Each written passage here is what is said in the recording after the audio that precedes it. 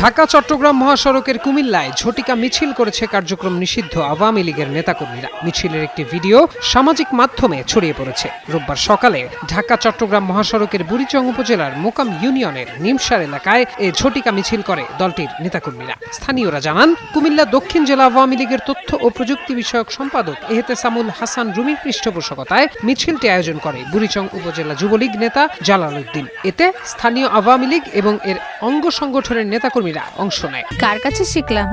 এই যে রাধুনী রেডিমিক্স গরুর মাংসের মশলা, গরু রান্নায় গুরু হওয়া কোনো ব্যাপারই না। এ বিষয়ে বুড়িচং থানার ওসি মোহাম্মদ লুৎফুর রহমান বলেন, আওয়ামী লীগের নেতাকর্মীরা মহাসড়কের কোরপাই এলাকায় একত্রিত হওয়ার চেষ্টা করেছিল। পরে পুলিশের উপস্থিতি টের পেয়ে তারা পালিয়ে গেছে। ভিডিও দেখে জড়িতদের বিরুদ্ধে ব্যবস্থা নেওয়া হবে বলেও জানান তিনি।